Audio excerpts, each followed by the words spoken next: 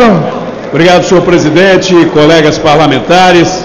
Quero registrar também com alegria a presença aqui neste plenário de uma comitiva da minha querida cidade de Nepomuceno, Minas Gerais, que acompanham a votação desse importante projeto do Plano Nacional de Educação e de outros que ainda veremos de votar essa noite. O presidente da Câmara, vereador Ricardo Gattini, o vereador Luciano Alexandre, do Democratas, do PROS, melhor dizendo, o vereador José Rodrigues, do PP, o Marcelo Augusto, vereador do Solidariedade, o Vitor César, que é o presidente do PSDB lá em Nepomuceno, e o Luciano Alexandre já disse, o Emerson, que é o procurador da Câmara. Uma comitiva importante que mostra a preocupação das câmaras municipais com as matérias que tramitam aqui. Senhor presidente, primeiro sobre o Plano Nacional de Educação.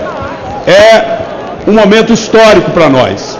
Desde o primeiro momento, nós da oposição, o PSDB, o Democratas, o Solidariedade, o PPS e demais partidos que se opõem a esse governo que aí está, sempre deixaram claro que nunca fizemos aqui oposição ao país. E pelo contrário, fomos nós que brigamos por inúmeras vezes para que andasse, para que se colocasse em pauta e mais do que isso, para que nós conseguíssemos os 10% do PIB para a educação. Fui o primeiro deputado a subscrever essa emenda e depois houve uma luta de diversos colegas, especialmente da oposição, e fomos conquistando o apoio de deputados da base do governo, que finalmente cedeu. No primeiro momento, no máximo queriam 8% do PIB, e nós insistimos e já votamos, inclusive, os 10%. Agora, estamos votando outros destaques importantes. Apresentamos diversas emendas, além desta, para garantir os 10% do PIB. Diversas emendas preocupados com as metas, desde a erradicação do analfabetismo, até conseguirmos um ensino superior de melhor qualidade e universalizado, que alcance todos os brasileiros e que esta qualidade se manifeste com a presença de mais mestres e doutores nas universidades. Enfim, é um conjunto de metas, todas elas igualmente importantes. Mas, senhor presidente, se por um lado estamos avançando esta noite ao votarmos o Plano Nacional de Educação, esta tarde nós estivemos na frente do Palácio do Planalto. Nós estivemos levando não apenas um manifesto da oposição, mas uma denúncia, um manifesto do povo brasileiro, que não aceita mais o descaso do governo federal com a segurança pública. A situação é de uma epidemia, é alarmante, é uma calamidade, mas o governo federal teme em ignorar isso, em tentar transferir a responsabilidade aos estados ou aos municípios, mas a pura verdade é que de ponta a ponta no Brasil, a situação vem se agravando, mostrando que não é uma situação localizada em um estado ou outro, em um município ou outro. É de ponta a ponta. Aliás, começa aqui no Distrito Federal. O Distrito Federal, unidade da federação, governado hoje pelo PT. Aqui nas barbas do governo federal, aqui de frente para o Palácio, onde houve um dos maiores crescimentos da criminalidade, de homicídios, de furtos, de crimes violentos no ano passado e nos últimos anos, demonstrando claramente que há uma relação direta desse aumento da criminalidade com a omissão do governo, com a omissão e até conivência, em alguns casos, quando ignora a sua responsabilidade. O Brasil chega a números que nos envergonham, nos entristece perante o mundo. O Brasil chega a um recorde, senhor presidente, lamentável. Nós chegamos a bem mais de 50 mil homicídios por ano. Só no governo do PT estamos chegando a mais de 600 mil brasileiros assassinados. É mais do que qualquer guerra que exista no planeta.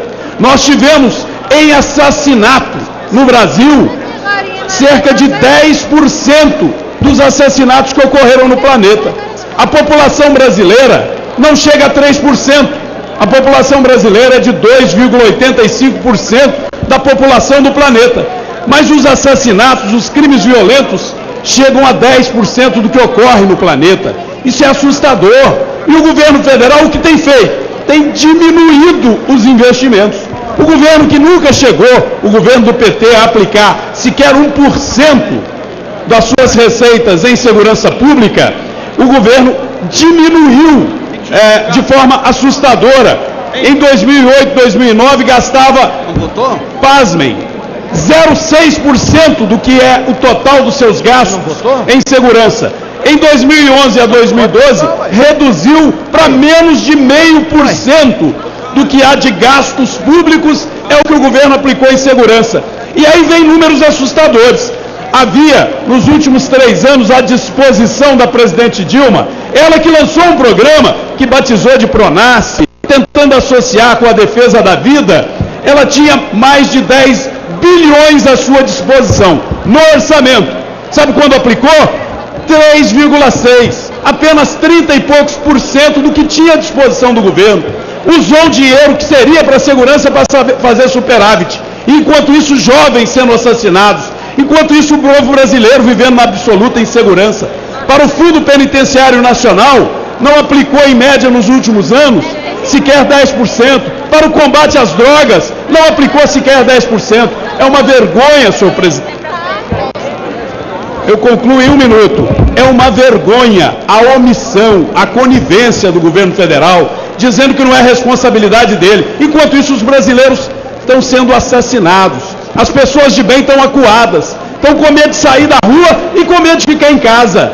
Porque o crime campeia de maneira generalizada, as drogas destroem as famílias e o governo federal se recusa sequer a investir o dinheiro que nós aprovamos no orçamento para combater o crime. Festejam os bandidos. Parece que o governo se aliou a eles. Portanto, é hora de dizer um chega, um basta. E é isso que o povo brasileiro haverá de fazer na maior manifestação da história deste país, que será a manifestação em outubro, dizendo, chega, queremos mudança já. Presidente.